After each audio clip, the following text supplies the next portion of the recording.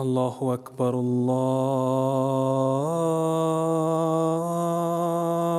أكبر الله أكبر الله أكبر أشهد أن لا إله إلا الله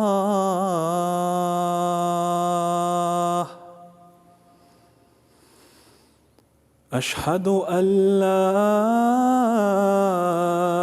إله إلا الله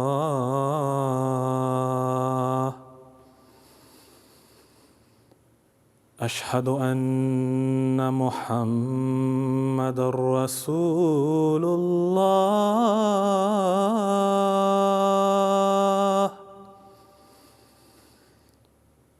أشهد أن محمدًا رسول الله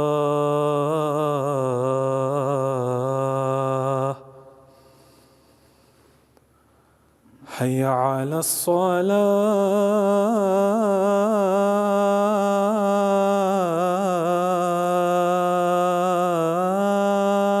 الصلاة حي على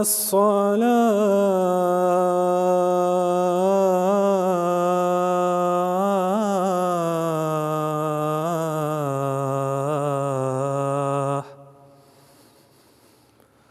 حي على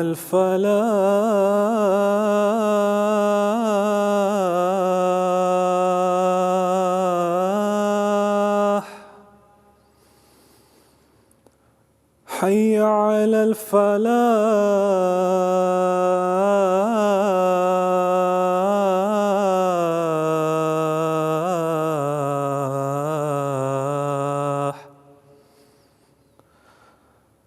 الله أكبر الله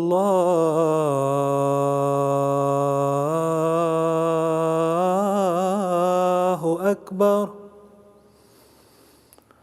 لا إله إلا الله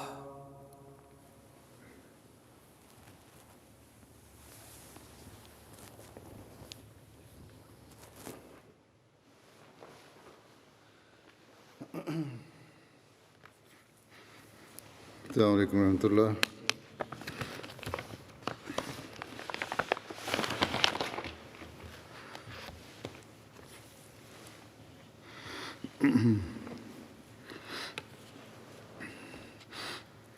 أشهد أن لا إله إلا الله وحده لا شريك له وأشهد أن محمدًا عبده ورسوله أما بعد فأعوذ بالله من الشيطان الرجيم بسم الله الرحمن الرحيم الحمد لله رب العالمين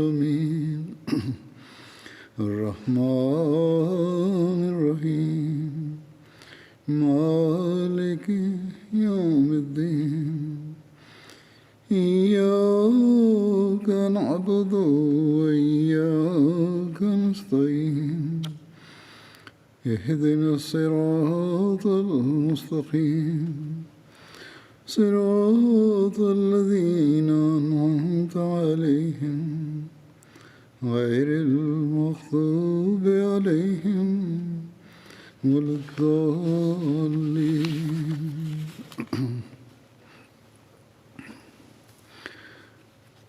حضرت عمر رضی اللہ عنہ کا ذکر چل رہا تھا اور آپ کے زمانے کی جو جنگیں تھیں ان کا ذکر ہو رہا تھا۔ مدائن کی فتح کے بارے میں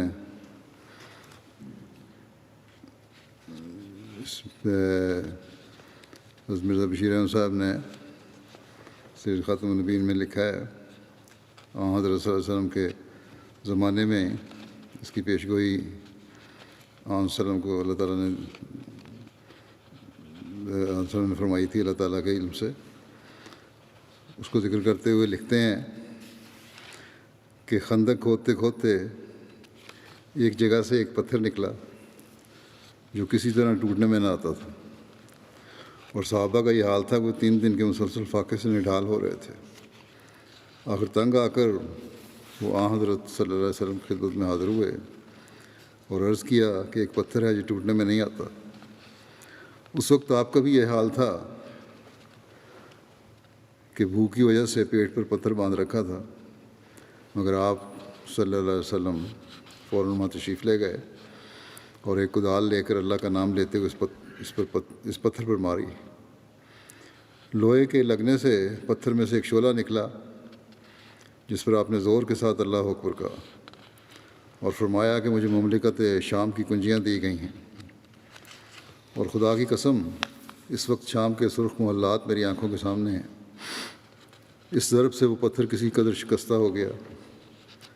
دوسری دفعہ آپ نے پھر اللہ کا نام لے کر کدال چلائی اور پھر ایک شعلہ نکلا جس پر آپ نے پھر اللہ اکبر کہا اور فرمایا اس دفعہ مجھے فارس کی کنجیاں دی گئی ہیں اور مدائن کے سفید محلات مجھے نظر آ رہے ہیں.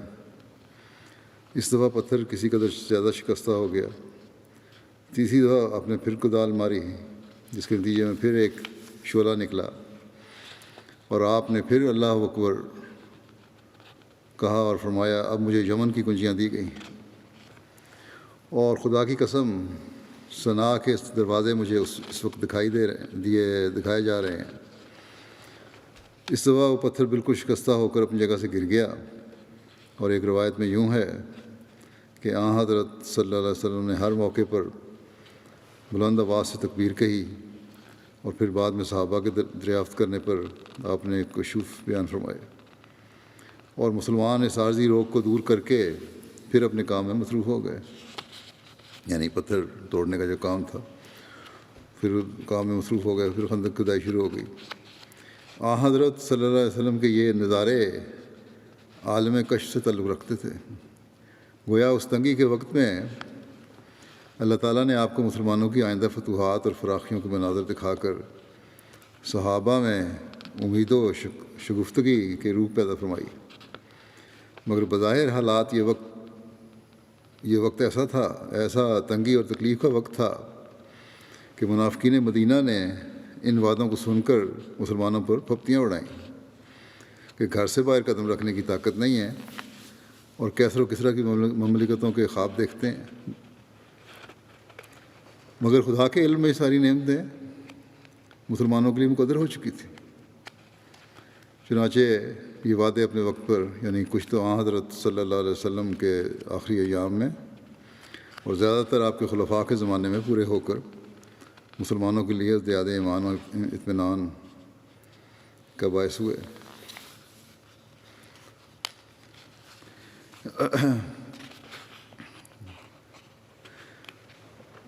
مدائن کی فتح کا وعدہ جو ہے یہ حضرت عمر کے دور خلافت میں حضرت سعد کے ہاتھوں پورا ہوا. جیسا کہ علیہ وسلم کو دکھایا گیا تھا کہ مدائن فتح ہوگا، یہ حضرت عمر کے زمانے میں پورا ہوا. قادسیہ کو فتح کرنے کے بعد اسلامی لشکر نے بابل کو فتح کیا. بابل موجودہ عراق کا قدیم شہر تھا. بابل کو فتح کرنے کے بعد کوسا نام کے ایک تاریخی شہر کے مقام پر پہنچے. یہ جو ہے یہ بابل کا نواحی علاقہ ہے. کوسا جو ہے یہ وہ جگہ تھی جہاں حضرت ابراہیم کو نمرود نے قید کیا تھا، اور قید خانے کی جگہ اس وقت تک محفوظ تھی.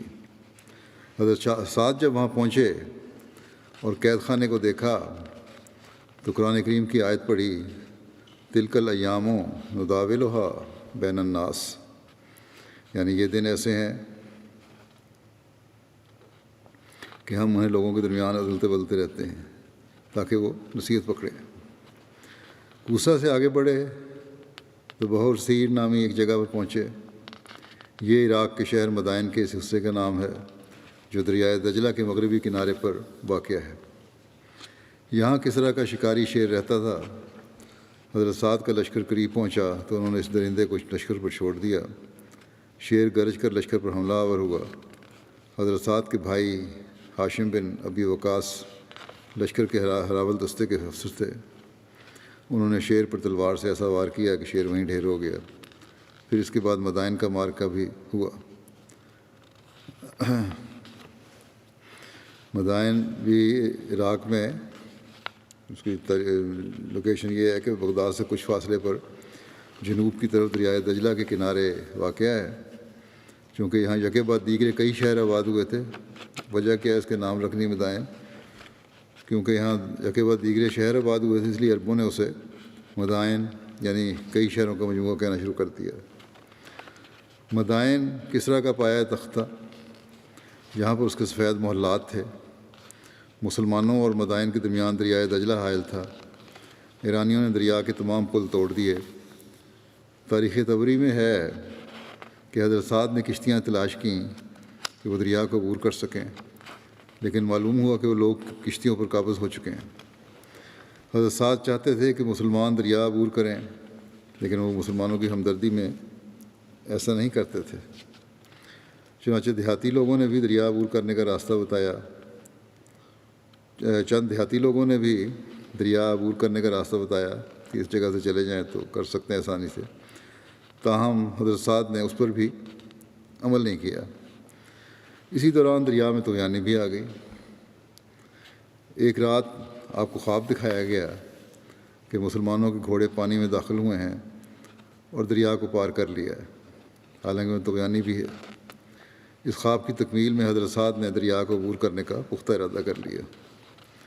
حضرت سعد نے فوج سے کہا کہ مسلمانوں، دشمن نے دریا کی پناہ لے لی ہے، آؤ اس کو تیر کر پار کریں۔ اور یہ کہہ کر انہوں نے اپنا گھوڑا دریا میں ڈال دیا۔ حضرت سعد کے سپاہیوں نے اپنے قائد کی پیروی کرتے ہوئے گھوڑے دریا میں ڈال دیے اور اسلامی فوجیں دریا کے پار اتر گئیں۔ مقابل فوج نے یہ حیران کن منظر دیکھا تو خوف سے چیخنے لگے اور بھاگ کھڑے ہوئے کہ دیوان آمدند یعنی دیو آ گئے۔ مسلمانوں نے آگے بڑھ کر شہر اور کسرا کے محلات پر قبضہ کر لیا۔ مسلمانوں کی آمد سے قبل ہی کسرا نے اپنے خاندان کے لوگوں کو وہاں سے منتقل کر دیا تھا۔ چنانچہ مسلمانوں نے آسانی کے ساتھ شہر پر قبضہ کر لیا۔ اس طرح رسول اللہ صلی اللہ علیہ وسلم کی وہ پیشگوئی پوری ہو گئی جو آپ صلی اللہ علیہ وسلم نے غزوہ احزاب کے موقع پر خندق ہوتے ہوئے پتھر پر کدال مارتے ہوئے فرمائی تھی کہ مجھے مدائن کے سفید محلات گرتے ہوئے دکھائے گئے ہیں۔ ان محلات کو سنسان حالات میں دیکھ کر حضرت سعد نے سورہ دخان کی یہ آیت پڑھی۔ آیات ہیں کہ کم ترکوا من جنات و عیون، کم ترکوا من جنات و عیون وزروع و مقام کریم ونعمت کانوا فیہا فاکہین کذالک وورثناہا قوما آخرین۔ کتنے ہی باغات اور چشمے ہیں جو انہوں نے پیچھے چھوڑے، اور کھیتیاں اور عزت و احترام کے مقام بھی، اور ناز و نعمت جس میں وہ مزے اڑایا کرتے تھے۔ اسی طرح ہوا اور ہم نے ایک دوسری قوم کو اس نعمت کا وارث بنا دیا۔ حضرت سعد نے حکم دیا کہ شاہی خزانہ اور نوادرات کو ایک جگہ جمع کیا جائے۔ اس خزانے میں بادشاہوں کی یادگاریں جو کہ ہزاروں کی تعداد میں تھیں، جن میں زریں، تلواریں، خنجر، تاج اور شاہی ملبوسات شامل تھے۔ سونے کا ایک گھوڑا تھا جس پر چاندی کا زین تھا اور سینے پر یاقوت اور زمرد جڑے ہوئے تھے۔ اسی طرح چاندی کی ایک اونٹنی تھی جس پر سونے کی پالان تھی اور مہار میں بیشقیمت یاقوت پروئے ہوئے تھے۔ مال غنیمت میں ایک فرش بھی تھا جس کو ایرانی بہار کہتے تھے۔ اس کی زمین سونے کی اور درخت پر چاندی کے اور پھل جواہرات کے تھے۔ یہ تمام سامان فوج نے اکٹھا کیا، لیکن مسلمان سپاہی ایسے راست باز اور دیانتدار تھے۔ یہاں مسلمان سپاہیوں کی دیانتداری کا پتہ لگتا ہے کہ جس نے جو چیز پائی اسی طرح لا کر افسر کے پاس حاضر کر دی۔ چنانچہ جب سامان لا کر سجایا گیا اور دور دور تک میدان جگمگا اٹھا۔ حضرت سعد کو یہ دیکھ کر حیرت ہوئی اور کہا کہ جن لوگوں نے ان نوادرات میں سے کچھ لیا نہیں بلا شبہ انتہا کے دیانتدار ہیں۔ مال غنیمت حسب قاعدہ تقسیم ہو کر 5واں حصہ دربار خلافت میں بھیجا گیا۔ فرش اور قدیم یادگاریں اس حالت میں بھیجی گئیں کہ اہل عرب ایرانیوں کے جاہ و جلال اور اسلام کی فتح و اقبال کا تماشا دیکھیں۔ حضرت عمر کے سامنے جب یہ سامان چنے گئے تو ان کو بھی فوج کی دیانت اور استغنا پر حیرت ہوئی۔ حضرت عمر نے بھی بڑی حیرت کا اظہار کیا کہ کتنے ایماندار سپاہی ہیں۔ محلم نام ایک شخص مدینہ میں تھا جو دراز قد اور خوبصورت تھا۔ حضرت عمر نے حکم دیا کہ نوشیروان کے ملبوسات اس کو لا کر پہنائے جائیں۔ یہ ملبوسات مختلف حالتوں کے تھے، چنانچہ تمام ملبوسات اسے باری باری پہنائے گئے۔ ان ملبوسات کی خوبصورتی کو دیکھ کر لوگ حیران رہ گئے۔ اس طرح وہ فرش جس کا نام بہار تھا اس کو بھی تقسیم کروا دیا گیا۔ جنگ جلولہ ہے پھر جو 16 ہجری میں لڑی گئی۔ مدائن کی فتح کے بعد ایرانیوں نے جلولہ میں جمع ہو کر مقابلے کی تیاریاں شروع کر دیں۔ حضرت سعد نے ہاشم بن عتبہ کو 12,000 کے لشکر کے ساتھ حضرت عمر کے حکم پر ایرانی لشکر سے مقابلے کے لیے بھیجا۔ جلولہ عراق کا شہر ہے جو بغداد سے خراسان جاتے ہوئے راہ پر پڑتا ہے۔ یہاں مسلمانوں اور فارسیوں کے درمیان جنگ ہوئی۔ مسلمان جب یہاں پہنچے تو انہوں نے شہر کا محاصرہ کر لیا۔ مہینوں محاصرہ رہا۔ ایرانی وقتاً فوقتاً قلعے سے باہر نکل کر حملہ آور ہوتے رہے۔ اس طرح 80 مارکے ہوئے۔ مسلمانوں نے جلولہ کی فتح کا حال حضرت عمر کو لکھا اور یہ بھی لکھا کہ حضرت قعقاع حلوان میں خیمہ زن ہیں۔ نیز خط میں حضرت عمر سے اہل عجم کا تعاقب کرنے کی اجازت مانگی گئی، مگر آپ نے یہ بات منظور نہیں کی کہ نہیں، تعاقب نہیں کرنا، پیچھے نہیں جانا، بلکہ فرمایا میں چاہتا ہوں کہ سواد عراق اور ایران کے پہاڑ کے درمیان دیوار حائل ہوتی تاکہ نہ ایرانی ہماری طرف آتے اور نہ ہم ان کے علاقوں میں جاتے۔ ہمارے لیے سواد عراق کا دیہاتی علاقہ کافی ہے۔ میں مال غنیمت حاصل کرنے پر مسلمانوں کی سلامتی کو ترجیح دیتا ہوں۔ اس بات میں مجھے کوئی شوق نہیں کہ مال غنیمت اکٹھا کروں۔ مسلمانوں کی حفاظت، جان کی حفاظت زیادہ ضروری ہے۔ ایک روایت کے مطابق حضرت سعد نے قزائی بن عمر دولی کے ہاتھ خمس میں سے سونے چاندی کے برتن اور کپڑے اور ابو مفزر اسود کے ہاتھ قیدی بھجوائے۔ دوسری روایت کے مطابق خمس قزائی اور ابو مفزر کے ہاتھوں بھیجا گیا تھا اور اس کا حساب زیاد بن ابو سفیان کے ساتھ ذریعہ بھیجا گیا، کیونکہ وہ حساب کتاب کے منشی تھے اور اسے رجسٹروں میں محفوظ رکھتے تھے۔ جب یہ سارا کچھ حضرت عمر کے پاس پہنچا تو زیاد نے مال غنیمت کے بارے میں حضرت عمر سے گفتگو کی اور اس کی تمام تفصیلات کہہ سنائیں۔ حضرت عمر نے فرمایا کیا تم مسلمانوں کے سامنے کھڑے ہو کر اس کو بیان کر سکتے ہو؟ یہ تفصیلات مجھے بتا رہے ہو؟ زیاد نے جواب دیا خدا کی قسم، روئے زمین پر آپ سے زیادہ میرے دل میں کسی کا ڈر نہیں، اور جب آپ کے سامنے میں نے بیان کر دیا تو اوروں کے سامنے کیوں نہیں بیان کر سکوں گا۔ چنانچہ حضرت زیاد نے لوگوں کے سامنے کھڑے ہو کر تمام حالات بیان کیے اور مسلمانوں نے جو کارنامے سر انجام دیے تھے ان کا بھی ذکر کیا، کس طرح جنگ ہوئی، کس طرح مال غنیمت ہاتھ آیا۔ نیز کہا مسلمان اس بات کی اجازت چاہتے ہیں کہ وہ دشمن کے ملک میں آگے تک دشمنوں کا تعاقب کریں۔ حضرت عمر نے ان کی تقریر سن کر فرمایا یہ بہت بڑا صاحب لسان خطیب ہے۔ زیاد نے کہا ہماری فوج نے اپنے کارناموں کے ذریعے ہماری زبان کھول دی ہے۔ ایک روایت میں ہے کہ جب حضرت عمر کے پاس خمس پیش کیا گیا تو آپ نے فرمایا یہ اس قدر کثیر مال غنیمت ہے کہ کسی چھت تلے نہ سما سکے گا، لہذا میں بہت جلد اس کو تقسیم کر دوں گا۔ حضرت عبدالرحمن بن عوف اور عبداللہ بن ارقم مسجد کے سین میں اس مال کی رات بھر چوکی داری کرتے رہے۔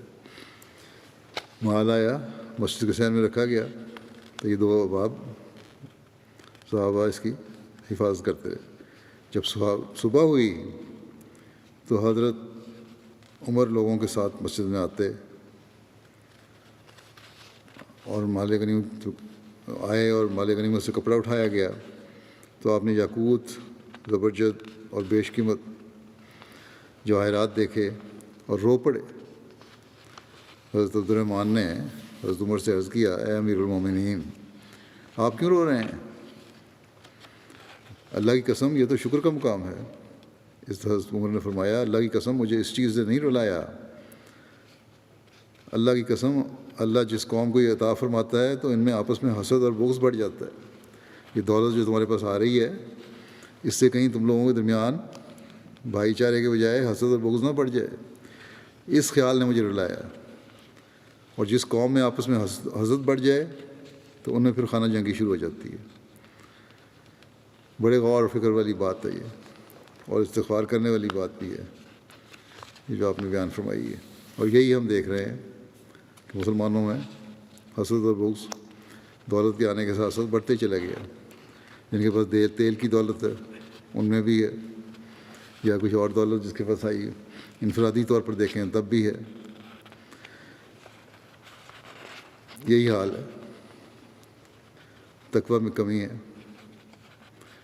مدائن کی جنگ کے دوران شاہ ایران یزدجرد اپنے پایہ تخت مدائن چھوڑ کر اپنے خاندان اور ملازمین کے ہمراہ حلوان کو روانہ ہو گیا تھا۔ یزدجرد کو جلولہ کی شکست کی خبر پہنچی تو وہ حلوان چھوڑ کر زے کو روانہ ہوا، اور خسرو شنوم کو جو ایک معزز افسر تھا چند رسالوں کے ساتھ حلوان کی حفاظت کے لیے چھوڑ دیا، کچھ فوجی دستوں کے ساتھ وہاں چھوڑ دیا۔ حضرت سعد خود جلولہ میں ٹھہرے اور کاکا کو حلوان کی طرف روانہ کیا۔ کاکا قصر شیریں کے قریب پہنچے تو جو حلوان سے 3 میل کے فاصلے پر ہے کہ خسرو شنوم خود آگے بڑھ کر مقابل ہوا، لیکن شکست کھا کر بھاگ نکلا۔ کاکا نے حلوان پہنچ کر قیام کیا اور ہر طرف امن کی منادی کرا دی۔ اطراف کے رئیس آ کر جزیہ قبول کرتے جاتے تھے اور اسلام کی حمایت میں آتے جاتے تھے۔ ماسبزان کی فتح کس طرح ہوئی اس بارے میں آتا ہے کہ حضرت ہاشم بن عتبہ جو جلولہ کے مارکے میں امیر لشکر تھے واپس مدائن آ چکے تھے، اور حضرت سعد ابھی مدائن میں ہی مقیم تھے کہ اطلاع ملی کہ ایک ایرانی لشکر آذین بن ہرمزان کی سرکردگی میں مسلمانوں سے ٹکر لینے کے لیے میدانی علاقے کی طرف بڑھ رہا ہے۔ حضرت سعد نے یہ رپورٹ حضرت عمر کی خدمت میں بھجوا دی۔ حضرت عمر نے یہ ہدایت کی کہ زرار بن خطاب کی سرکردگی میں ایک لشکر مقابلے کے لیے بھیجا جائے جس کے ہراول دستوں کی قیادت ابن حذیل کے ہاتھ میں ہو، اور عبداللہ بن وہب راسبی اور مضارب بن فلاں اجلی بازوؤں کے کمانڈر ہوں۔ اسلامی لشکر ایرانی لشکر کے مقابلے کے لیے روانہ ہوا اور ماسبزان کے میدانی علاقے کے قریب دشمن سے جا ملا، اور ہندف مقام پر لڑائی ہوئی جس میں ایرانیوں کو شکست ہوئی، اور مسلمانوں نے آگے بڑھ کر شہر ماسبزان پر قبضہ کر لیا۔ باشندے شہر چھوڑ کر بھاگ گئے، مگر زرار بن خطاب نے انہیں دعوت دی کہ آ کر امن سے اپنے شہر میں آباد ہو جائیں۔ انہوں نے یہ دعوت قبول کر لی اور اپنے گھروں میں آباد ہو گئے۔ بلادری نے سبزان کی فتح کے بارے میں مختلف روایات دی ہیں۔ ایک روایت یہ ہے کہ ابو موسیٰ اشعری نے نہاوند کے مارکے سے واپسی پر اس شہر کو بغیر لڑائی کے فتح کیا تھا۔ خوزستان کی فتوحات کا حال بیان ہوا ہے۔ خوزستان ایران کا ایک صوبہ ہے۔ ہرمزان اسلام قبول کرنے سے پہلے اسی صوبے کا گورنر تھا۔ اس علاقے اور اس علاقے کے مکینوں کو خوز کہا جاتا تھا۔ اس سے مراد خوزستان کے رہنے والے آواز کے نواح میں فارس اور بصرہ اور واسط اور اصفہان کے باڑوں کے درمیان کا علاقہ ہے۔ 14 ہجری میں حضرت عمر نے فوجی نقطۂ نظر سے بعض فوائد دیکھ کر عراق میں چھوٹے پیمانے پر ایک دوسرا فرنٹ کھول دیا اور عتبہ بن غزوان کی سرکردگی میں ایک چھوٹا سا لشکر اس مقام کی طرف روانہ فرمایا، جہاں ابتداءً اس لشکر کے لیے بطور چھاؤنی شہر بصرہ کی داغ بیل ڈالی۔ یہ لشکر نہ صرف ارد گرد کے دشمن کے علاقوں پر فتح حاصل کر رہا تھا، بلکہ عراقی جنگی مہم میں اس رنگ میں مفید ہو رہا تھا کہ ان نواح کی ایرانی افواج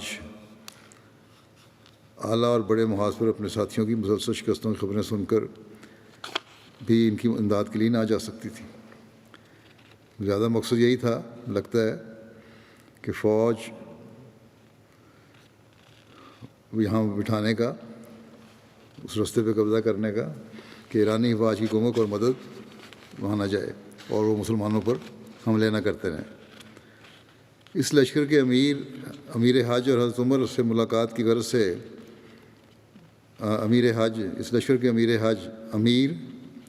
امیر حج کرنے اور حضرت عمر سے ملاقات کی غرض سے واپس حجاز گئے تھے، اور حضرت عمر نے آپ کی غیر حاضری میں اس لشکر کی قیادت حضرت مغیرہ بن شعبہ کو دی تھی۔ حضرت مغیرہ بن شعبہ پر جب ایک اخلاقی جرم کا الزام لگایا اور اس کی تحقیقات کے سلسلے میں حضرت عمر نے انہیں معزول کر کے مدینہ بلایا ہوا تھا، تو ان کی جگہ حضرت ابو موسیٰ اشعری کو کمانڈر مقرر کیا تھا۔ بہرحال تحقیقات پر حضرت مغیرہ پر جو الزام لگا تھا وہ غلط ثابت ہوا تھا۔ اختلاف ہے روایات میں 16 ہجری اور 17 ہجری میں، یا 16 ہجری یا 17 ہجری میں اسلامی لشکر کی مصروفیات بھی کافی رہیں اور اس میدان کی جنگی سرگرمیاں بھی وسعت پکڑ گئیں، اور مسلمانوں نے خوزستان کے معروف شہر آواز پر قبضہ کر لیا۔ مورخ طبری نے 17 ہجری کے واقعات میں بیان کیا ہے، مگر ساتھ ہی لکھا ہے کہ بعض روایات سے اس فتح کا سن 16 ہجری معلوم ہوتا ہے۔ اس فتح کے ذکر میں انہوں نے لکھا ہے کہ اس وقت امیر لشکر عتبہ بن غزوان ہی تھے، لیکن بلادری نے جو اس کی وضاحت لکھا ہے کہ آواز اور اس کے بعد کی فتوحات حضرت عتبہ بن غزوان کی واپس تشریف لے جانے کے بعد حضرت مغیرہ بن شعبہ اور حضرت ابو موسیٰ اشعری کی سرکردگی میں ہوئیں، اور لکھا ہے کہ حضرت مغیرہ نے آواز کو فتح کیا۔ آواز کے رئیس بیروز نامی نے پہلے تو مقابلہ کیا مگر پھر مصالحت کر لی۔ کچھ عرصے بعد جب حضرت مغیرہ کی جگہ ابو موسیٰ اشعری بصرہ کے علاقے کے اسلامی لشکر کے امیر مقرر ہوئے تو بیروز رئیس نے ایس چکنی کر کے بغاوت کر دی۔ اس پر حضرت ابو موسیٰ اشعری مقابلے کے لیے نکلے اور لڑائی کے بعد شہر پر قبضہ کر لیا۔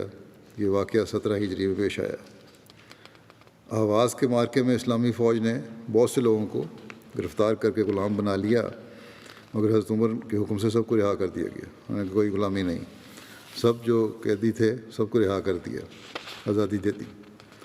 طبری نے لکھا ہے کہ اس علاقے میں ایرانی 2 راستوں سے مسلمان لشکر پر بار بار حملہ آور ہوتے تھے۔ ان دونوں راستوں پر 2 مقام نہار تیرا اور مناظر چھاپہ مار ایرانیوں کے مرکز تھے۔ ان دونوں مقامات پر مسلمانوں نے قبضہ کر لیا۔ اکثر جگہ ہمیں یہی نظر آتا ہے کہ جہاں مسلمانوں کو تنگ کیا جاتا تھا، حملے کیے جاتے تھے بار بار، وہیں پھر مسلمانوں نے حملے کیے اور قبضہ کیا ان جگہوں پر۔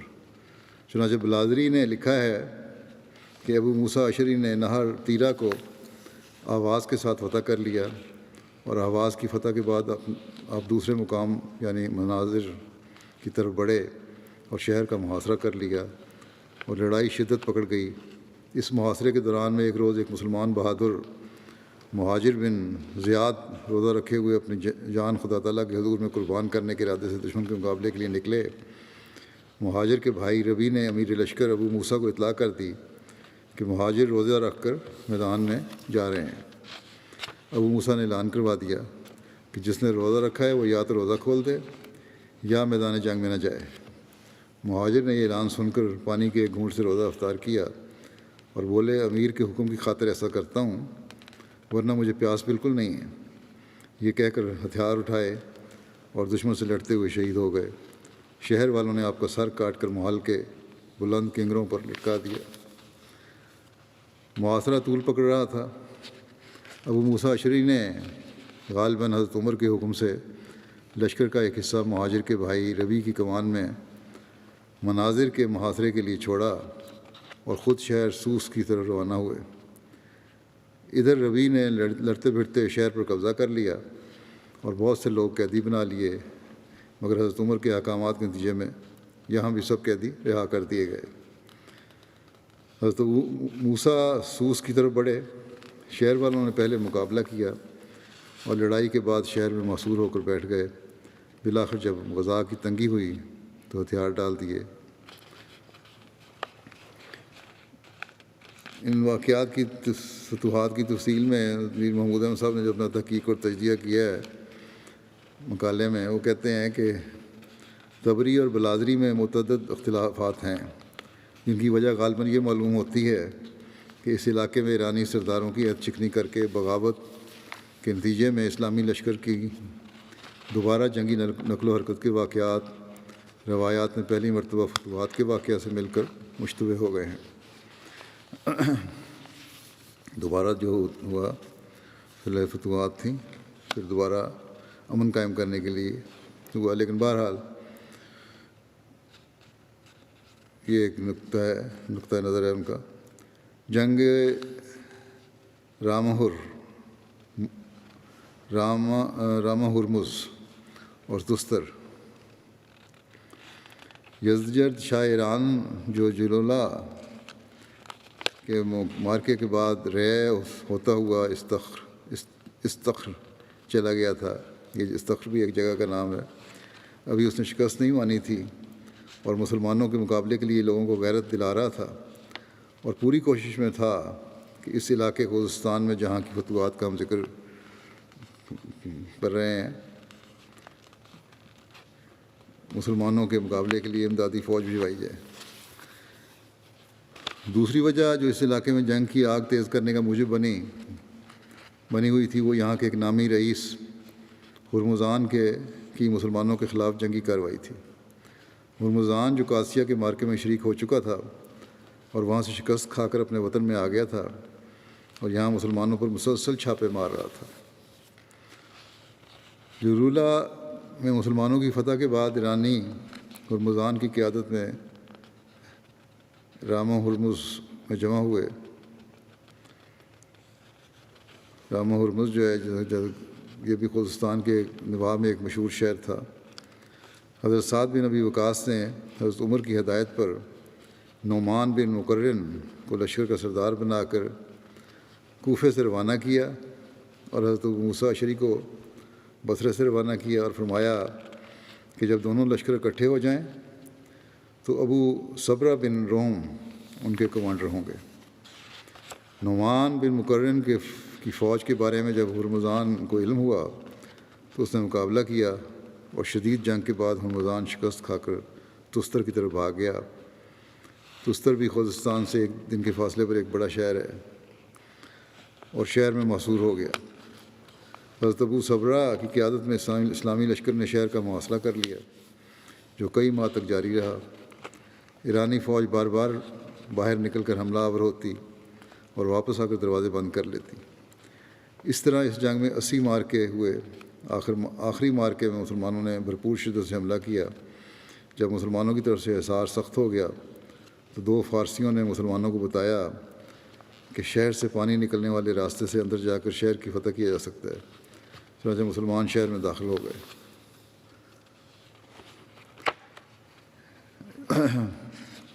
اس بارے میں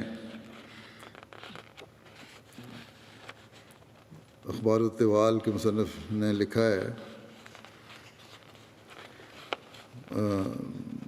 ابو حنیفہ دیناوری نے، کہ مسلمانوں کا محاصرہ طویل ہو گیا۔ ایک رات شہر کا ایک معزز شخص ابو موسیٰ اشعری کے پاس آیا اور اپنے اہل و عیال اور اپنے مال کو امان کے شہر میں قبضہ کرنے میں مدد کی پیشکش کی۔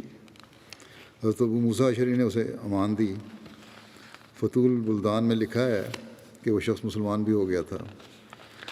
اس شخص نے حضرت ابو موسیٰ اشعری سے کہا کہ میرے ساتھ کوئی شخص بھیج دیں تاکہ میں اسے آگاہ کر دوں، یعنی رستہ بتاؤں کہ کس طرح مسلمان قلعے میں داخل ہو سکتے ہیں۔ حضرت ابو موسیٰ اشعری نے قبیلہ بنو شیبان میں سے ایک شخص اشرس بن عوف کو اس کے ساتھ بھیجا۔ وہ دونوں ایک چھوٹی سی نہر میں سے ہوتے ہوئے ایک سرونگ کے راستے سے شہر میں داخل ہوئے۔ اس نے اشرس بن عوف پر ایک چادر اڑا دی اور اسے کہا کہ تم میرے پیچھے پیچھے میرے خادموں کی طرح آؤ۔ وہ اسے لے کر شہر کے طول و عرض میں پھرا۔ پھر وہ شہر کے دروازے پر گیا جہاں پہرے دار موجود تھے۔ پھر وہ ہرمزان کے پاس پہنچا جو کہ اپنے محل کے دروازے پر مجلس لگائے بیٹھا تھا۔ یہ سب دکھانے کے بعد وہ اس کو اسی راستے سے واپس لے آیا۔ اشرس بن عوف نے واپس پہنچ کر حضرت ابو موسیٰ اشعری کو سب کچھ بتایا۔ اشرس بن عوف نے کہا کہ آپ میرے ساتھ 200 بہادر بھیج دیں، میں پہرے داروں کو قتل کر کے دروازہ کھلوا دوں گا اور آپ باہر سے دروازے سے ہمارے ساتھ مل جائیں۔ اس طرح اشرس بن عوف اپنے ساتھیوں سمیت اس خفیہ راستے سے شہر میں داخل ہوئے اور پہرے داروں کو قتل کر کے شہر کے دروازے کھول دیے۔ اسلامی لشکر اللہ اکبر کے نعرے بلند کرتا ہوا شہر میں داخل ہوا۔ ہرمزان نعروں کی آواز سن کر اپنے قلعے کی طرف بھاگا جو کہ اس شہر کے اندر ہی موجود تھا۔ مسلمانوں نے قلعے کو گھیر لیا۔ ہرمزان اوپر سے دیکھ کر بولا کہ میرے ترکش میں 100 تیر ہیں، جب تک ان میں سے ایک تیر بھی باقی ہے مجھے کوئی ہاتھ نہیں لگا سکتا، اور اس کے بعد اگر میں گرفتار ہوا تو میری گرفتاری کے کیا کہنے۔ مسلمانوں نے کہا کہ پھر تم کیا چاہتے ہو؟ اس نے کہا کہ میں اس شرط پر ہتھیار ڈالتا ہوں کہ میرا فیصلہ حضرت عمر پر چھوڑ دیا جائے۔ ہرمزان نے ہتھیار پھینک دیے اور خود کو مسلمانوں کے حوالے کر دیا۔ حضرت ابو موسیٰ اشعری نے ہرمزان کو حضرت انس بن مالک اور احنف بن قیس کی نگرانی میں حضرت عمر کی خدمت میں مدینہ بھجوا دیا۔ جب قافلہ مدینہ میں داخل ہوا تو انہوں نے ہرمزان کو اس کا اپنا ریشمی لباس پہنایا جس پر سونے کا کام ہوا تھا، قیدی تھا لیکن اس کو پہنا دیا لباس جو بڑا شان والا لباس تھا۔ اس کے سر پر ہیروں سے جڑا ہوا تاج رکھا گیا تاکہ حضرت عمر اور مسلمان اس کی اصل حیت کو دیکھ لیں۔ پھر انہوں نے یہ بتانے کے لیے کہ دیکھو اتنے بڑے سردار کو ہم نے زیر کیا ہے۔ پھر انہوں نے حضرت عمر کے بارے میں پوچھا تو لوگوں نے بتایا کہ مسجد میں ہیں۔ وہ جب مسجد میں پہنچے تو حضرت عمر اپنی پگڑی پر سر رکھ کر سوئے ہوئے تھے۔ ہرمزان نے پوچھا عمر کہاں ہیں؟ لوگوں نے بتایا کہ وہ سو رہے ہیں۔ اس وقت مسجد میں آپ کے علاوہ اور کوئی بھی نہیں تھا۔ ہرمزان نے پوچھا ان کے پہرے دار اور دربان کہاں ہیں؟ لوگوں نے کہا ان کو کسی پہرے دار، درباری، کاتب اور دیوان کی ضرورت نہیں ہے۔ ہرمزان نے بے ساختہ کہا کہ یہ شخص کو ضرور کوئی نبی معلوم ہوتا ہے۔ لوگوں نے کہا کہ نبی تو نہیں مگر انبیاء کی طریق پر ضرور ہیں۔ حضرت عمر لوگوں کی باتوں سے بیدار ہو گئے۔ حضرت عمر نے پوچھا کیا ہرمزان ہے؟ لوگوں نے کہا ہاں۔ تو حضرت عمر نے اس کو اور اس کے لباس کو بغور دیکھا اور کہا میں آگ سے اللہ تعالیٰ کی پناہ میں آتا ہوں اور اللہ سے مدد مانگتا ہوں۔ قافلے کے لوگوں نے کہا کہ یہ ہرمزان ہے، اس سے بات کر لیں۔ آپ نے کہا ہرگز نہیں، یہاں تک کہ وہ اپنا زرق برق لباس اور زیورات اتار دے۔ تو اس کے تمام زیورات اور شانہ لباس کو اتار دیا گیا۔ ہرمزان سے گفتگو شروع ہوئی۔ حضرت عمر نے کہا عہد شکنی اور دھوکہ دہی کا انجام دیکھا۔ جو جنگ ہوئی تھی یا لڑائی ہو رہی تھی اس کے ساتھ، اس کی عہد شکنی کی وجہ سے ہو رہی تھی اور دھوکہ دینے کی وجہ سے ہو رہی تھی۔ اس نے کہا جاہلیت میں جب خدا ہم دونوں میں سے کسی کے ساتھ نہ تھا تو ہم تم پر غالب تھے، مگر اب خدا کی مدد تمہارے ساتھ ہے، اس لیے اب تم غالب ہو۔ حضرت عمر کو یہ جواب دیا اس نے، ہرمزان نے۔ حضرت عمر نے فرمایا زمانہ جاہلیت میں تم اس وجہ سے غالب تھے کہ تم میں اتحاد تھا اور ہم میں افتراق تھا۔ ایک بڑی وجہ یہ بھی تھی کہ تم لوگ اکٹھے تھے اور ہم میں افتراق تھا۔ پھر حضرت عمر نے ہرمزان سے پوچھا تم نے بار بار عہد شکنی کی، اب تم کیا ادھر کرتے ہو؟ جیسے کہ میں نے کہا مسلمانوں نے ان کی عہد شکنی کی وجہ سے ان سے جنگ کی تھی، کیونکہ وہ لوگ جو تھے وہ پورا ہمسائے کے طور پر رہنا نہیں چاہتے تھے۔ ہرمزان نے کہا کہ مجھے خدشہ ہے کہ آپ مجھے یہ بتانے سے پہلے ہی قتل نہ کر دیں۔ حضرت عمر نے کہا ڈرو نہیں۔ اس پر ہرمزان نے پانی مانگا تو اس کے لیے ایک پرانے پیالے میں پانی لایا گیا۔ ہرمزان نے کہا کہ میں اس طرح کے پیالے میں پانی نہیں پیوں گا، خواہ میں پیاسا ہی مر جاؤں۔ چنانچہ اسے اس کے شایان نشان برتن میں پانی دیا گیا تو اس کے ہاتھ کانپنے لگے۔ ہرمزان نے کہا کہ مجھے خدشہ ہے کہ جب میں پانی پی رہا ہوں گا تو مجھے قتل کر دیا جائے گا۔ حضرت عمر نے فرمایا جب تک تو پانی پی نہ لے تجھے کوئی تکلیف نہیں پہنچے گی۔ یہ سن کر اس نے پانی زمین پر گرا دیا۔ ہوشیار تھا، اس نے اچھا پانی پینا اگر شرط ہے تو مسلمان تو وعدے کے پکے ہیں، انہیں پانی پیتا ہی نہیں، پانی زمین پہ گرا دیا۔ حضرت عمر نے کہا اسے دوبارہ پانی دو اور اسے پیاسا نہ قتل نہ کیا جائے۔ سزا تو اس کی یہی تھی، حیض شکنی اور فتنہ اور فساد اور جنگ مسلمانوں سے۔ ہرمزان نے کہا مجھے پانی کی پیاس نہیں تھی، میں تو اس طرح امان حاصل کرنا چاہتا تھا۔ آخر وہ سچ بول پڑا۔ اس کے بعد ہرمزان نے اسلام قبول کر لیا اور مدینہ میں رہائش اختیار کر لی۔ حضرت عمر نے اس کا 2000 وظیفہ مقرر کر دیا۔ اقد الفرید میں لکھا ہے کہ جب ہرمزان کو حضرت عمر کے پاس قیدی بنا کر لایا گیا تو آپ نے اسے اسلام کی دعوت دی، لیکن ہرمزان نے انکار کر دیا۔ حضرت عمر نے حکم دیا کہ اسے قتل کر دیا جائے۔ جب اسے قتل کیا جانے لگا تو اس نے کہا اے امیر المومنین اگر آپ مجھے پانی پلا دیں۔ حضرت عمر نے پانی پلانے کا حکم دیا۔ جب پانی کا برتن اس کے ہاتھ میں رکھا گیا تو اس نے حضرت عمر سے کہا کہ کیا میں پانی پینے تک امن میں ہوں؟ حضرت عمر نے کہا ہاں۔ اس پر ہرمزان نے پانی کا برتن ہاتھ سے پھینک دیا اور کہا کہ آپ اپنا وعدہ پورا کریں۔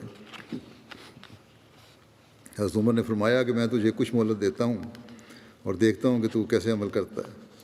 جب اس سے تلوار دور کر دی گئی تو ہرمزان نے کہا کہ اشہد ان لا الہ الا اللہ وحدہ لا شریک لہ وان محمدا عبدہ ورسولہ، کہ میں گواہی دیتا ہوں کہ اللہ کے سوا کوئی معبود نہیں، اس کا کوئی شریک نہیں، اور یہ کہ محمد صلی اللہ علیہ وسلم اس کا بندہ اور اس کے رسول ہیں۔ حضرت عمر نے ہرمزان سے پوچھا کہ تو پہلے کیوں نہیں مان لے آیا؟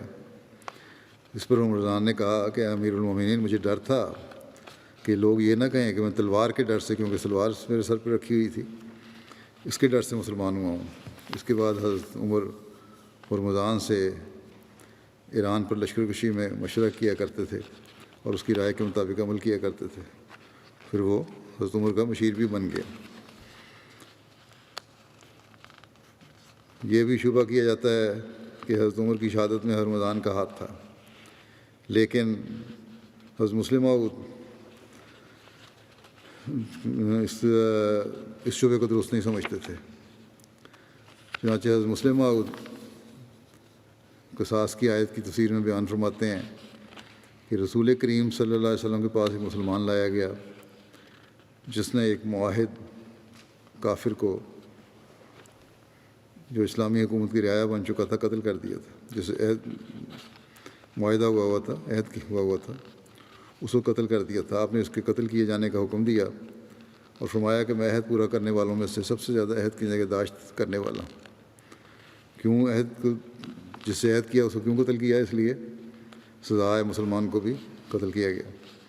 اسی طرح طبرانی نے حضرت علی رضی اللہ عنہ کی نسبت روایت کی ہے کہ ایک مسلمان نے ایک ذمہ کو قتل کر دیا تو آپ نے اس مسلمان کے قتل کیے جانے کا حکم دیا۔ بعض لوگ کہتے ہیں کہ ایک حدیث میں آتا ہے کہ لا یقتل مومن بکافر، کہ کوئی مومن کافر کسی کافر کے بدلے میں قتل نہیں کیا جائے گا، مگر ساری حدیث دیکھنے سے بات حل ہو جاتی ہے۔ حدیث کے اصل الفاظ یہ ہیں کہ لا یقتل مومن بکافر ولا ذو عہد فی عہدہ۔ اس حدیث کا یہ دوسرا فقرہ کہ ولا ذو عہد فی عہدہ اس کے معنوں کو حل کر دیتا ہے کہ اگر اس کے یہ معنی ہوں کہ کافر کے بدلے میں مسلمان نہ مارا جائے تو پھر ذو عہد کے یہ معنی کرنے ہوں گے کہ ولا ذو عہد بکافر، کہ کسی ذو عہد کو بھی کافر کے بدلے میں قتل نہ کیا جائے، حالانکہ اسے کوئی بھی تسلیم نہیں کرتا۔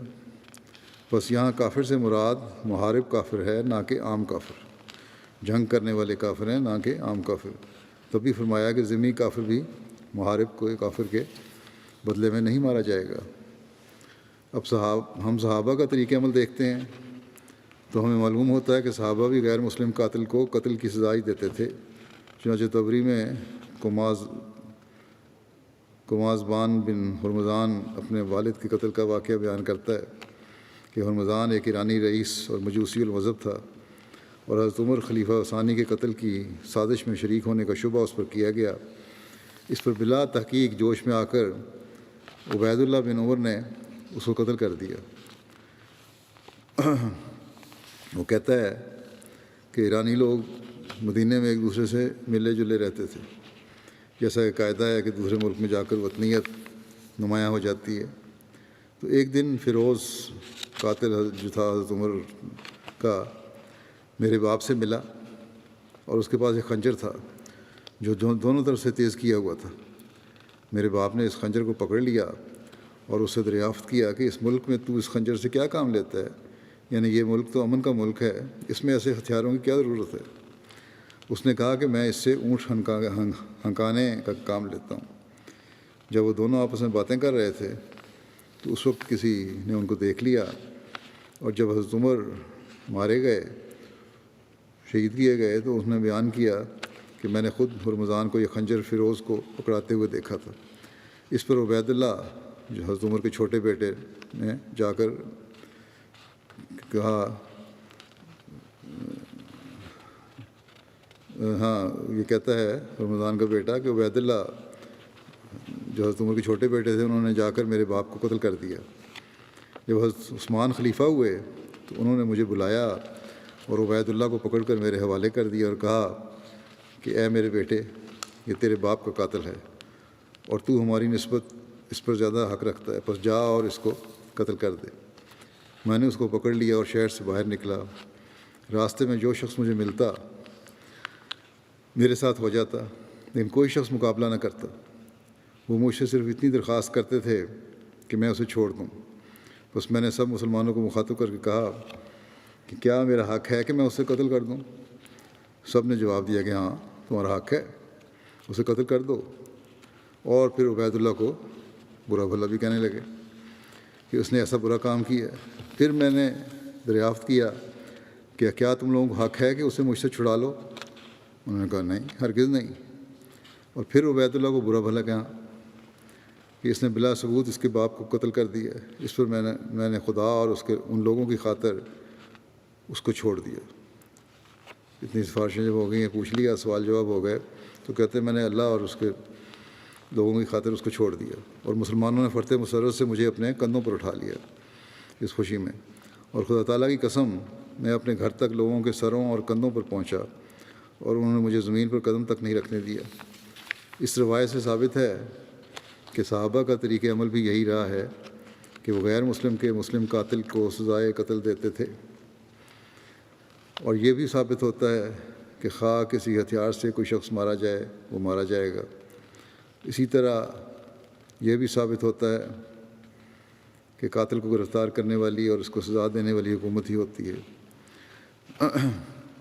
گو یہاں یہ بھی ہے کہ مسلمان ہو گیا تھا یہ، لیکن اگر غیر مسلم بھی ہو تب بھی ان ساری جو پچھلی بھی باتیں بیان ہوئی ہیں ان سے بھی یہی لگتا ہے کہ یہ غیر مسلم کے ساتھ بھی ویسا ہی سلوک ہوگا جیسا مسلمان کے قاتل کے ساتھ ہوگا، خاص طور پر جو معاہدہ ہوا ہو۔ اسی طرح یہ بھی ثابت ہوتا ہے کہ قاتل کو گرفتار کرنے والی اور اس کو سزا دینے والی حکومت ہی ہے، ہر شخص نہیں دے سکتا، حکومت دیتی ہے۔ کیونکہ اس روایت سے ظاہر ہے کہ عبید اللہ بن عمر کو گرفتار بھی حضرت عثمان نے کیا تھا، اور اس کو قتل کرنے کے ہرمزان کے بیٹے کے سپرد بھی انہوں نے ہی کیا تھا۔ نہ ہرمزان کے کسی وارث نے اس پر مقدمہ چلایا اور نہ اس نے گرفتار کیا۔ اس جگہ اس شبے کا ازالہ کر دینا بھی ضروری معلوم ہوتا ہے۔ خلیفہ ثانی فرماتے ہیں کہ اس جگہ اس شبے کا ازالہ کر دینا بھی ضروری معلوم ہوتا ہے کہ قاتل کو سزا دینے کے لیے آیا مقتول کے وارثوں کے سپرد کرنا چاہیے جیسا کہ حضرت عثمان نے کیا، یا خود حکومت کو سزا دینی چاہیے۔ سو یاد رکھنا چاہیے کہ یہ معاملہ ایک جزوی معاملہ ہے، اس لیے اس کو اسلام نے ہر زمانے کی ضرورت کے مطابق عمل کرنے کے لیے چھوڑ دیا ہے۔ قوم اپنے تمدن اور حالات کے مطابق جس طریق کو زیادہ مفید دیکھے اختیار کر سکتی ہے، اور اس میں کوئی شک نہیں کہ دونوں طریق ہی خاص حالات میں مفید ہوتے ہیں۔ یہ ذکر ابھی چل رہا ہے، آئندہ بھی انشاءاللہ چلے گا۔ اس وقت میں کچھ مرحومین کا بھی ذکر کرنا چاہتا ہوں اور پھر ان کا جنازہ غائب بھی پڑھاؤں گا۔ پہلا ذکر ہے مکرمہ پروفیسر سیدہ نسیم سعید صاحبہ کا، جو محمد سعید صاحب کی اہلیہ تھیں، اور حضرت الحاج حافظ ڈاکٹر سید شفیع صاحب محقق دہلوی کی بیٹی تھیں۔ گزشتہ دنوں 88 سال کی عمر میں پاکستان میں ان کی وفات ہو گئی۔ انا للہ و انا الیہ راجعون۔ آپ کے والد حضرت الحاج حافظ ڈاکٹر سید شفیع احمد محقق دہلوی تھے، کئی کتب کے مصنف تھے، بہترین مناظر محقق اور اعلیٰ پائے کے صحافی تھے۔ دہلی سے 16 اخبارات انہوں نے شائع کیے۔ حضرت سید شفیع احمد صاحب نے 12 سال کی عمر میں حضرت مسیح موعود علیہ السلام کی بیعت کی تھی۔ بر صغیر کے معروف صوفی شاعر اور بزرگ خواجہ میر درد کی نسل میں سے تھے، اور میر ناصر نواب صاحب کے اس لحاظ سے عزیزوں میں سے تھے۔ حضرت سید شفیع احمد صاحب رشتے میں حضرت اماں جان کے بھانجے تھے۔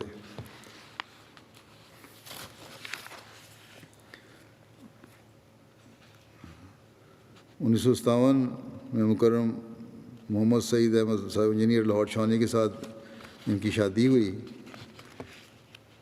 اور ان کی بیٹی خالدہ صاحبہ بیان کرتی ہیں کہ میری نانی نے والدین کا رشتہ کرتے ہوئے شرط تقویٰ کو مد نظر رکھا۔ محض یہ دیکھا کہ لڑکا 22-23 سال کی عمر میں ایسا قائد ہے جس کے بارے میں حضرت مسلم موعود رضی اللہ عنہ یہ ارشاد فرما رہے ہیں کہ اس میں کوئی شبہ نہیں کہ وہ ایک نیم مردہ جماعت تھی جس میں زندگی کی روح پھونک دی گئی، اور اس خدمت کا سہرا ان کے قائد محمد سعید احمد اور ان کے 4-5 مددگاروں پر ہے۔ پھر حضرت مسلم موعود نے ان کا ذکر کیا ہے خدمت خلق کا ان کا، کہ پچھلے سیلاب کے موقع پر انہوں نے غیر معمولی طور پر کام کیا، بس اس لحاظ سے وہ خاص طور پر تعریف کے قابل ہیں۔ حضرت مسلم موعود نے ان کے نسیم سعید صاحبہ کے خامد کی بڑی تعریف کی تھی، اور اسی چیز کو نظر رکھتے ہوئے نسیم سعید کی صاحبہ کی والدہ نے ان کا رشتہ بھی کیا ان سے۔ نسیم سعید صاحبہ کے 4 بیٹے اور 2 بیٹیاں ہیں۔ دینی خدمات کا سلسلہ ان کا 1954 میں شروع ہوتا ہے، جو انہوں نے سیدہ چھوٹی آپا کے ساتھ کام کیا، شروع کیا۔ 2015 تک تقریباً 61 سال یہ جاری رہا، اور کیونکہ سعید صاحب فوج میں تھے اور ان کی ٹرانسفر ہوتی رہتی تھی، اس لیے مختلف شہروں میں یہ بھی ان کے ساتھ جاتی تھیں، اور وہاں مختلف شہروں میں ان کو خدمات کا موقع ملا، اور خود بھی یہ بڑی پڑھی لکھی اور صاحب علم خاتون تھیں۔ ان کی 20 کے قریب ان کی تصنیفات ہیں، جن میں انبیاء کے متعلق کہانیاں بھی ہیں اور بزرگوں کے بارے میں بھی بہت ساری کتابیں انہوں نے لکھی ہیں۔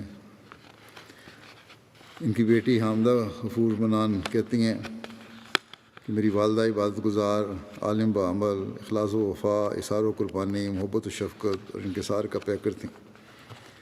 ہمیشہ ان کو سوز و گداز سے دعائیں کرتے دیکھا، تہجد، نوافل اور نمازوں کا التزام کرتے دیکھا ہے۔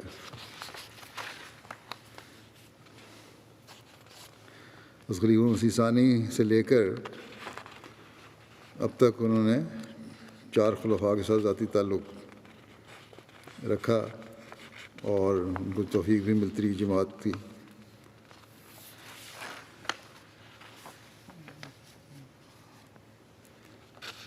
یہاں مجھ سے ملاقات تو ان کی نہیں ہوئی تھی، لیکن خط و کتابت کے ذریعے سے اپنا ہمیشہ اظہار کرتے تھے۔ ان کے بچوں نے بھی یہ لکھا ہے، اور مجھے خود بھی جب ان کے خط آتے تھے تو ان کے خطوط میں غیر معمولی اظہار ہوتا تھا، صرف باتوں کی حد تک نہیں بلکہ حقیقت میں نظر آتا تھا کہ ان کے اخلاص اور وفا کا تعلق ہے خلافت کے ساتھ ان کا۔ اللہ تعالیٰ ان کی اولاد کو بھی اس تعلق کو قائم کرنے کی توفیق دے۔ ان کے بڑے بیٹے خالد سعید صاحب کہتے ہیں کہ تعلق باللہ جیسے یہ کہا کرتی تھیں، جو ہمیں سے کہا کہ اس بات پر ہمیشہ قائم رہو کہ تعلق باللہ ایسا ہو جیسے اللہ آپ کے سامنے دوست کی طرح ہے۔ حضور صلی اللہ علیہ وسلم کے ساتھ سچا عشق کرو، خود بھی کیا اور بچوں کو کہا یہ کرو۔ حضرت مسیح علیہ السلام اور جماعت سے گہری روحانی وابستگی خود بھی رکھی اور بچوں کو نصیحت کی۔ خلافت سے گہرا تعلق مکمل اطاعت خود بھی کی اور ہمیں بھی سکھائی۔ جماعت کی خدمت کے لیے ہر وقت تیار رہتی تھی۔ چھوٹی عمر سے ہی نمازوں اور اسلامی باتوں پر باقاعدہ عمل کرنے کی ہمیں عادت ڈالی، تلقین کیا کرتی تھیں۔ راہ چلتے خدمت خلق کرتی لوگ اور کہا کرتی تھیں لوگوں کے لیے آسانیاں پیدا کرو۔ مالی قربانی کی طرف خاص توجہ تھی۔ پھر مالی قربانی کرنے کے بعد پھر گھر کا خرچ چلاؤ۔ روزانہ قرآن کریم کی تلاوت کرتی ہیں، اس کی ہمیں تلقین بھی کرتی ہیں۔ صلہ رحمی اور ہر امیر غریب رشتہ داروں سے مضبوط جو تعلق رکھنا ان کا خاص امتیاز تھا اور ہمیں بھی اس کی تلقین کیا کرتی تھیں۔ دعوت اللہ کے لیے ہمت تیار رہتی تھیں۔ تہجد پڑھنے کی ہمیں بار بار تلقین کرتی ہیں۔ علم بڑھانے کے لیے ہمیں درس ہم سے دلواتی تھیں اور یہی کہا کرتی تھیں کہ ہر وقت مسکراتے رہو اور کسی کا برا نہ چاہو۔ مہمان نوازی اور اکرام ضیف کوٹ کوٹر میں بھرا ہوا تھا۔ اللہ تعالیٰ ان سے مغفرت اور رحم کا سلوک فرمائے، درجات بلند کرے۔ ان کے بچوں میں بھی ان کی نیکیاں جاری رکھنے، ان کے بچوں کو بھی ان کی نیکیاں جاری رکھنے کی توفیق عطا فرمائے۔ اگلا ذکر ہے داؤد سلیمان بٹ صاحب جرمنی کا، جو 46 سال کی عمر میں کینسر کی وجہ سے وفات پا گئے تھے۔ انا للہ و انا الیہ راجعون۔ ان کے پردادا عبدالحکیم بٹ صاحب کے ذریعے احمدیت ان کے خاندان میں آئی تھی، جو حضرت مسیح علیہ السلام کے صحابی تھے۔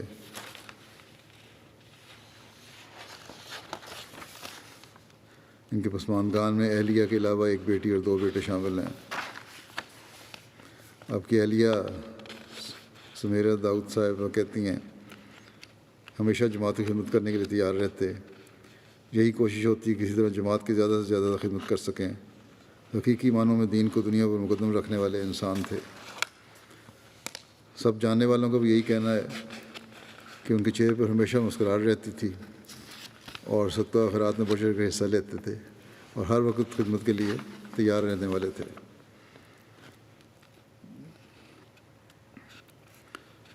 جہاں جرمنی سے میں حفاظت خاص کی ڈیوٹی دیا کرتے تھے اور انہوں نے ان کی ٹیم کے ممبران انہوں نے بھی یہی لکھا ہے کہ بڑی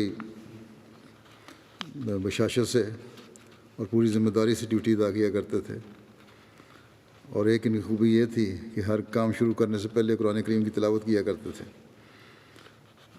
یہ بھی میں نے بھی دیکھا ہے کہ بڑی خوش اسلوبی سے انہوں نے ہمیشہ ڈیوٹی ادا کی ہے۔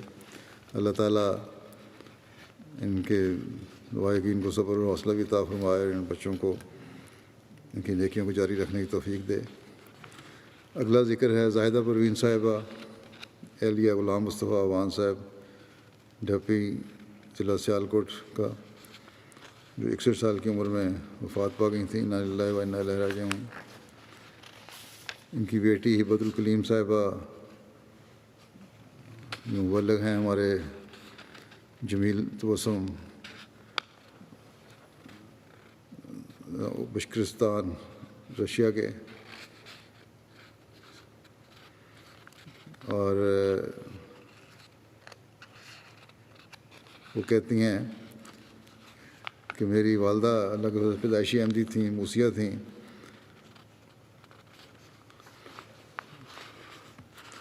ان کے گھر خاندان میں احمدیت ان کے والد اور والدہ کے دادا دیوان بخش صاحب عوان کے ذریعے سے آئی تھی۔ کہتی ہیں میں نے جب سے ہوش سنبھالا ہے کبھی بھی تہجد کی نماز کو ضائع ہوتا نہیں دیکھا، اور بچوں کو بھی ہمیشہ اس بات کی تلقین کرتی ہیں کہ جماعت اور خلافت احمدیہ سے والہانہ عقیدت رکھو ہمیشہ۔ پسماندگان میں ایک بیٹا اور 4 بیٹیاں شامل ہیں، 3 داماد ان کے وقف زندگی ہیں، اور دونوں بیٹیاں جو مبلغین سے بھی آئی ہوئی ہیں اپنے خامدوں کے ساتھ ملک سے باہر تھیں، اس لیے آخری وقت میں اپنے والدہ کو پاس نہیں آ سکیں، دیکھ نہیں سکیں۔ اللہ تعالیٰ مرحومہ سے مغفرت و رحم کا سلوک فرمائے، ان کی نیکیاں، ان کی اولاد کو جاری رکھنے کی توفیق عطا فرمائے۔ اگلا ذکر ہے رانا عبدالوحید صاحب لندن، جو چودھری عبدالحی صاحب تحصیل جڑاں ضلع فیصل آباد کے بیٹے تھے چودھری عبدالحی صاحب کے۔ یہ 26 جون کو ان کو بھی ہارٹ اٹیک ہوا تھا، تو وفات پا گئے۔ انا للہ و انا الیہ راجعون۔ اللہ کے فضل سے موسی تھے اور انصار اللہ میں انہوں نے بڑی تندہی سے کام کیا۔ اس کے علاوہ بطور سیکرٹری ضیافت اور سیکرٹری مال مسجد فضل کے سیکرٹری مال اور سیکرٹری ضیافت کے طور پر بھی خدمت انجام دے رہے تھے۔ بڑے محنتی کارکن تھے اور بڑی خوشی سے تمام خدمات کیا کرتے تھے۔ اللہ تعالیٰ ان سے مغفرت و رحم کا سلوک فرمائے، ان کے بچوں کو بھی صبر و حوصلہ عطا فرمائے، لوائقین کو۔ اگلا ذکر ہے الحاج میر محمد علی صاحب، سابق امیر جماعت بنگلہ دیش کا، جو 84 سال کی عمر میں وفات پا گئے۔ انا للہ و انا الیہ راجعون۔ یہ مقامی اور نیشنل جماعت میں کئی عہدوں پر فائز رہے۔ 1997 سے 2003 تک بطور نیشنل امیر بنگلہ دیش خدمت کی توفیق پائی۔ پھر سیکرٹری رشتہ ناطہ اور سیکرٹری تبلیغ کی ذمہ داری سر انجام دی۔ 2013 سے آخر دم تک بطور امیر جماعت ڈھاکہ خدمت کو جالاتے رہے۔ ان کے دور امارت میں بنگلہ دیش جماعت نے کافی ترقی کی ہے، خاص طور پر جماعت کی جائیداد اور تعمیرات کا بڑا کام ہوا ہے۔ مرکزی مشن ہاؤس بھی انہوں نے بنوایا تھا، پھر مساجد وغیرہ بھی بہت بنوائیں۔ بہت نیک، مخلص، دیندار، تہجد گزار، ہمدرد، دعا گو، مالی قربانی بڑھ چڑھ کر حصہ لینے والے، بہت ہی غریب پرور، نافع الناس وجود تھے۔ خلافت کے شدائی اور جماعت کے فعال خادم تھے۔ عثمان خان میں 2 بیٹے اور 1 بیٹی شامل ہیں۔ اللہ تعالیٰ ان سے مغفرت اور رحم کا سلوک فرمائے، ان کے اولاد کو بھی ان کی نیکیوں کو جاری رکھنے کی توفیق عطا فرمائے۔ جیسا کہ میں نے کہا، نماز کے بعد ان سب کے جنازہ غائب ادا کروں گا۔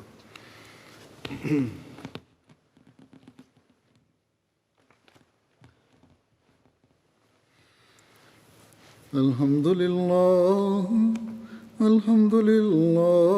نحمدہ ونستعینہ ونستغفرہ ونؤمن بہ ونتوکل علیہ ونعوذ باللہ من شرور انفسنا ومن سیئات اعمالنا من يهده الله فلا مضل له ومن يضلل فلا هادي له ونشهد أن لا إله إلا الله ونشهد أن محمدا عبده ورسوله عباد الله رحمكم الله إن الله يأمر بالعدل والإحسان وإيتاء ذي القربى وينهى عن الفحشاء